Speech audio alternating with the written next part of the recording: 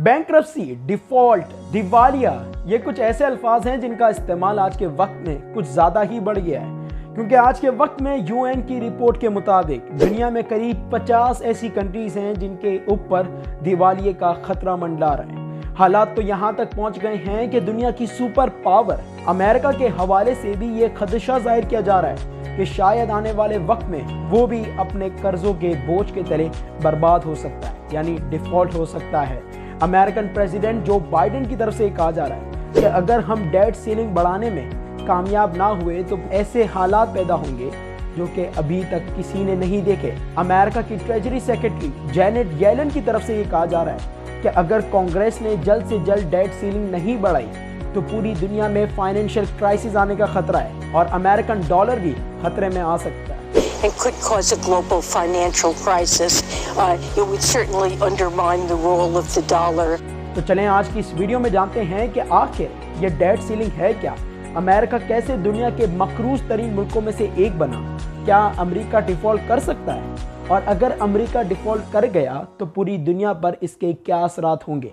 लेकिन वीडियो शुरू करने से पहले मेरा नाम फैज़ान रज़ा मारफानी है और आज की इस वीडियो में मैं आपका होस्ट हूँ।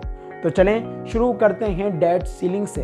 तो देखें, टर्म डेट सीलिंग से मुराद है एक लिमिट जिससे ज़्यादा अमेरिका कर्जा नहीं ले सकता, वो ट्रेजरी बॉन्ड्स इशू नहीं कर सकता। अब ये ट्रेजरी बॉन्ड्स क्या हैं? तो देखें, ये सिंपली एक तरीका होता है जिसके थ्रू गवर्नमेंट्स फंड रेज करती हैं, वो कर्जा लेती हैं, वो लोगों को बॉन्ड सेल करती हैं, जो कि बेसिकली एक पेपर होता है जिस पर ये डिफाइन होता है कि कितना पैसा कितने वक्त बाद गवर्नमेंट आपको लौटाएगी और आप इसके ऊपर कितना इंटरेस्ट कमाएंगे।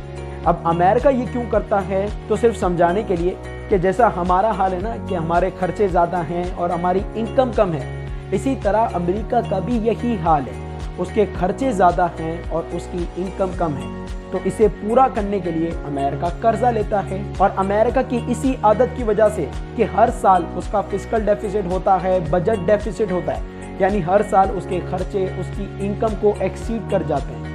अमेरिका की current date ceiling 31.4 trillion dollars है, जो कि चाइना, जापान, जर्मनी, यूके, अगर इन सब की इकनॉमी मिला लेना इससे भी ज़्यादा है। अमेरिका का हर शहरी अभी $2 लाख का मकरूज है। तो क्या अमेरिका की डेट सीलिंग 31.4 ट्रिलियन डॉलर्स है जिसे वो हिट कर चुका है, यानी अभी अमेरिका के पास और रूम नहीं है, वो और कर्जा नहीं ले सकता अनटिल एंड अनलेस वो या तो इस डेट सीलिंग को सस्पेंड कर दे, यानी ये कोई लिमिट मैटर ही नहीं करती, अमेरिका जितना चाहे वो कर्जा ले, या फिर वो इसे इंक्रीज करे जैसा कि वो इससे पहले 100 बार से ज़्यादा कर चुका है और हालिया वक्त में तो ये एक रूटीन बन चुका है। अभी 2021 के एंड में ही अमेरिका ने अपनी डेट सीलिंग को 2.5 ट्रिलियन डॉलर से बढ़ाया था और आज के वक्त में ये इसे भी हिट कर चुका है। लेकिन समझने वाली बात यह है कि अभी जो हालात हैं वो काफ़ी मुख्तलिफ हैं। पहले हाउस ऑफ रिप्रेजेंटेटिव्स डेमोक्रेट्स के हाथ में था, यानी जो बाइडेन के हाथ में था, लेकिन अभी उनकी अपोजिशन रिपब्लिकन्स के हाथ में है और उनकी तरफ से ये कहा जा रहा है कि वो बगैर समझौते के, बगैर किसी एग्रीमेंट के डेट सीलिंग नहीं बढ़ाएंगे। पहले उनकी मांगें पूरी की जाएं तब ही वो डेट सीलिंग बढ़ाएंगे और ये डिमांड्स ये हैं कि पहले बाइडेन एडमिनिस्ट्रेशन अपने खर्चे कम करे, अपनी पॉलिसी में कोई ना कोई चेंज लाए, वरना क्या फ़ायदा है? ऐसे तो अमेरिका कर्जों के बोझ के तले ही दबता चला जाएगा। इसी के साथ हमारी वीडियो का दूसरा सवाल आता है कि कैसे अमेरिका दुनिया के मकरूज तरीन मुल्कों में से एक बना। तो देखें, ये जो दास्तान है ना कर्जों की, ये तो अमेरिका के बनने के साथ ही शुरू हो जाती है। उस वक्त अमेरिका ने अमेरिकन रेवोल्यूशन को सपोर्ट करने के लिए कर्जा लिया था, लेकिन आज की इस वीडियो में हम देखेंगे साल 1941 से, जब अमेरिका ने वर्ल्ड वॉर 2 में कदम रखा था, क्योंकि इसके बाद ही अमेरिका का कर्जा बहुत तेजी से बढ़ा था। रीज़न, अमेरिका हर दफ़ा की तरह इस जंग में भी दबाकर पैसा खर्च कर रहा था डिफेंस पर और हथियारों पर। साल 1946 में अमेरिका का डेट टू जीडीपी रेशो 119% को पहुंच गया था, यानी अमेरिका की जीडीपी थी समझने के लिए 100 रुपये और अमेरिका के ऊपर कर्जा था 119 रुपये का। बहरहाल through out 1950s, 1960s, 1970s America की रैपिड इकोनॉमिक एक्सपेंशन की वजह से, अमेरिका की रैपिड इकोनॉमिक ग्रोथ की वजह से उसका डेट टू जीडीपी रेशो काफ़ी तेज़ी से गिरा।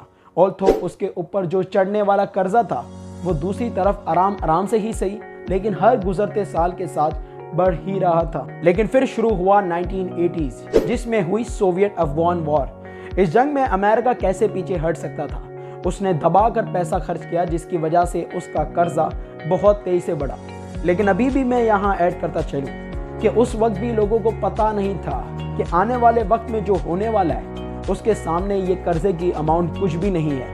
और ये वक्त शुरू हुआ जॉर्ज डब्ल्यू बुश के अमेरिका के प्रेसिडेंट बनने के साथ। सबसे पहले हुआ 9/11 जिसके बाद टैक्स कट्स अनाउंस किए गए, वॉर ऑन टेरर शुरू की गई, इराक में हल्ला बोल दिया गया, अफगानिस्तान में दोबारा जंग शुरू कर दी गई। फिर हुए 2007 के फाइनेंशियल क्राइसिस। इस पे मैंने पूरी एक डिटेल वीडियो बनाई कि ये क्यों हुए थे और जब ये हुए तो इस दौरान क्या हुआ। तो इन केस अगर आप इसे इन डेप्थ जानना चाहते हैं तो आप मेरी वीडियो देख सकते हैं, लिंक मैं इस वीडियो की डिस्क्रिप्शन में डाल दूंगा। बहरहाल दोबारा वीडियो की तरफ आए तो 2007 के फाइनेंशियल क्राइसिस हुए और इसमें बड़ी बड़ी कंपनीज और अमीर लोगों को बचाने के लिए अमेरिका ने दबाकर पैसा खर्च किया। बहुत सी बड़ी कंपनीज को बेल आउट किया, उनके बिहाफ पर उनके पैसे भरे और फिर थ्रू आउट ओबामा की एडमिनिस्ट्रेशन में और इनके बाद ट्रंप की एडमिनिस्ट्रेशन में एक तरफ टैक्स कट्स अनाउंस किए गए, अमीर को और अमीर बनाया गया और दूसरी तरफ स्पेंडिंग बहुत तेजी से बढ़ाई गई। लेकिन अभी भी कुछ मिसिंग है। जी हाँ, कोरोना वायरस कोविड-19 ये वो इवेंट था और ये वो साल थे जिसके अंदर एक तरफ अमेरिका ने दबाकर डॉलर छापे, पैसा छापा और दूसरी तरफ दबाकर कर्जा भी लिया, जिसकी वजह से आज के डेटा के मुताबिक 2022 के अमेरिका का डेट टू जीडीपी रेशो 123% को पहुंच गया है। और इसी के साथ हमारी वीडियो का तीसरा सवाल आता है कि क्या इस दफ़ा अमेरिका डिफ़ॉल्ट करने जा रहा है। तो देखें, दो ऐसी चीज़ें हैं जो कि अगर हो गई तो अमेरिका डिफ़ॉल्ट कर जाएगा। पहली, अगर कांग्रेस जल्द से जल्द डेट सीलिंग बढ़ाने या सस्पेंड करने में राजी ना हुई तो अमेरिका डिफ़ॉल्ट कर जाएगा, क्योंकि अमेरिका की ट्रेजरी सेक्रेटरी जेनेट येलन के मुताबिक अमेरिका के पास जितने पैसे मौजूद हैं वो ज़्यादा से ज़्यादा जून तक ही चलेंगे। और इसी से ही हमारी दूसरी चीज़ निकलती है कि अगर अमेरिका अपने कर्ज़ों पर इंटरेस्ट पे करने में नाकाम होता है, ये जो इसने 31.4 ट्रिलियन डॉलर का कर्जा लिया हुआ है ना, तो अमेरिका डिफ़ॉल्ट कर जाएगा। ये बताता चलूँ कि आज तक अमेरिका ना तो अपने कर्जे और ना ही उसके ऊपर जो इंटरेस्ट है, आज तक अमेरिका कभी भी नाकाम नहीं हुआ है। और यही वजह है कि अमेरिका की रेपुटेशन और उसकी डेट मार्केट, ये जो ट्रेजरी बॉन्ड्स और ट्रेजरी बिल्स होते हैं, इसे दुनिया की सेफेस्ट इन्वेस्टमेंट समझा जाता है। इन्वेस्टर्स आंख बंद करके अमेरिका के ट्रेजरी बॉन्ड्स में इन्वेस्टमेंट करते हैं, क्योंकि उन्हें पता है कि उन्हें ना सिर्फ अपना इंटरेस्ट मिलेगा वक्त पर, बल्कि जब मैच्योरिटी होगी तो उन्हें उनका जितनी इन्वेस्टमेंट है वो भी दोबारा मिल जाएगी। लेकिन क्या होगा कि अगर अमेरिका डिफ़ॉल्ट कर गया, तो देखें इसका अंदाज़ा लगाना कि इसके कितने बड़े और कितने बुरे असरात होंगे ये तो काफ़ी मुश्किल है, क्योंकि जैसा कि मैंने पीछे ऐड किया है कि अमेरिका आज तक डिफ़ॉल्ट नहीं किया है। लेकिन फिर भी हम थोड़ा अंदाज़ा तो लगा सकते हैं कि भाई कम से कम भी इसके क्या असरात होंगे। तो देखें, डिफ़ॉल्ट तो छोड़ें, अगर कांग्रेस ने जल्द से जल्द डेट सीलिंग नहीं बढ़ाई ना, तो इसकी वजह से ही काफ़ी बुरे हालात पैदा हो जाएंगे। हर जगह फाइनेंशियल मार्केट्स में और दूसरी जगहों पर भी पैनिक आ जाएगा, इमरजेंसी जैसी हालात पैदा हो जाएंगे। इसकी मिसाल आप 2011 से ले लें। उस वक्त भी डेमोक्रेट्स और रिपब्लिकन्स के दरमियान डेट सीलिंग को लेकर बहस चल रही थी और ये बहस इतनी बढ़ गई थी कि S&P ब्रदर्स, जो कि एक रेटिंग एजेंसी है जस्ट लाइक मूडीज, जो कि आपको बताती है कि किस मुल्क में इन्वेस्टमेंट करना कितना सेफ होगा, किस चीज़ में इन्वेस्टमेंट करना कितना सेफ होगा, किस मुल्क की फाइनेंशियल सिचुएशन कैसी है। तो इस रेटिंग एजेंसी ने अमेरिका की रेटिंग को AAA से, जो कि आप ऐसा समझें कि आप अपने घर में पैसे रख रहे हैं, उससे इसने AA+ किया, जो कि AAA से तो कम है, लेकिन ये भी काफ़ी स्ट्रॉन्ग समझा जाता है। लेकिन यहाँ हम बात कर रहे हैं अमेरिका की, जिसकी रेपुटेशन जो है वो है AAA वाली। तो इस हल्के से चेंज की वजह से S&P 500, जो कि अमेरिका की टॉप 500 कंपनीज का इंडेक्स है, वो कुछ ही दिनों में 17% से गिर गया। इसके अलावा दूसरी मार्केट्स में भी काफ़ी मसले मसाइल पैदा हो गए। बहरहाल अज्यूम करते हैं कि अगर अमेरिका डिफ़ॉल्ट कर गया तो उसके क्या असरात होंगे। तो देखें, इसका सबसे पहला असर होगा रिसेशन, जो कि अमेरिका से शुरू होगा और शायद पूरी दुनिया में फैल जाएगा। अब वो क्यों? तो देखें, इस चीज़ को जानने के लिए जानते हैं कि अमेरिका ये जो इतना ज़्यादा कर्जा लेता है उसे कहाँ खर्च करता है। तो देखें, हर साल अमेरिका अपने लाखों करोड़ों अमेरिकी शहरियों को सोशल सिक्योरिटी प्रोग्राम के जरिए, मेडिकल प्रोग्राम के जरिए, वेटरन प्रोग्राम के जरिए, चिल्ड्रन हेल्थ इंश्योरेंस प्रोग्राम के जरिए और बहुत से दूसरे प्रोग्राम के जरिए अमेरिका अपने शहरियों को फ्री में पैसे बांटता है। इसके अलावा गवर्नमेंट और मिलिट्री एम्प्लॉयज को भी सैलरीज पे की जाती है। अब अगर अमेरिका डिफॉल्ट करता है तो ये जो खर्चा है, यानी ये जो पैसे देना है, ये रुक जाएगा, यानी लाखों करोड़ों अमेरिकी शहरियों को पैसे नहीं मिलेंगे। अब जब पैसे नहीं होंगे तो वो खर्च नहीं करेंगे, और जब स्पेंडिंग नहीं होगी ना, तो फिर होगी इकोनॉमिक ग्रोथ डाउन ट्रेंड में। एक तरफ इकोनॉमिक ग्रोथ नीचे जाएगी और दूसरी तरफ बेरोजगारी ऊपर चली जाएगी। इसके अलावा इंटरेस्ट रेट जो हैं वो भी हर दूसरी चीज़ पर ऊपर चले जाएंगे। अब वो कैसे? तो देखें, जब अमेरिका अपने कर्जों पर इंटरेस्ट पे करने में नाकाम होगा तो बरसों से ये जो भरोसा है, ये जो रेपुटेशन है ना कि अमेरिका कभी भी अपने जो कर्जों पर इंटरेस्ट है, अपना जो कर्जा है वो पे करने में नाकाम नहीं होता, इस भरोसे पर सवालिया निशान खड़े होंगे, यानी रिस्क बढ़ जाएगा। अब जब रिस्क बढ़ेगा तो इन्वेस्टर्स कहेंगे कि हम रिस्क ज़्यादा ले रहे हैं तो आप उस पर रिवॉर्ड भी ज़्यादा दें, यानी इंटरेस्ट भी ज़्यादा पे करें। मतलब ये है कि बोरोविंग कॉस्ट, कर्जा लेना मुश्किल हो जाएगा, और जो एग्जिस्टिंग कर्जा है, जो पहले से कर्जा लिया हुआ है, उसके ऊपर इंटरेस्ट पे करना भी काफ़ी मुश्किल हो जाएगा।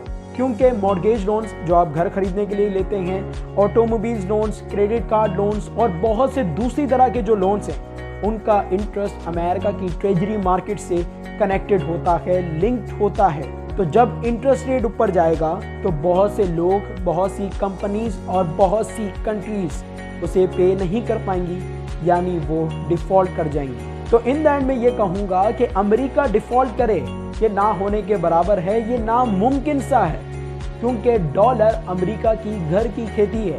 इसे ऐसे समझें, सिर्फ समझाने के लिए बता रहा हूँ कि अगर पाकिस्तान को डॉलर चाहिए ना तो वो कभी चाइना के पास जाएगा, कभी सऊदीया के पास जाएगा, कभी यूएई के पास जाएगा, तो कभी आईएमएफ के पास जाएगा। लेकिन अगर अमेरिका को चाहिए ना तो उसे सिर्फ बिल पास करना है, और उसकी बेसिस पर वो करोड़ों, billions of dollars, trillions of dollars भी छाप भी सकता है और कर्जे की सूरत में ले भी सकता है। लेकिन फिर भी मैं आपसे कहूँगा कि ये जो डेट सीलिंग वाला मामला है ना, इस पर थोड़ी करीबी नज़र रखें। बाकी तो अगर आपको ये वीडियो अच्छी लगी हो, इससे कोई वैल्यू मिली हो, तो इसे लाइक कीजिएगा। अगर आप आने वाले वक्त में भी कोई इन्फॉर्मेटिव वीडियोस देखना चाहते हैं तो मेरे चैनल को सब्सक्राइब कीजिएगा। अल्लाह हाफिज़।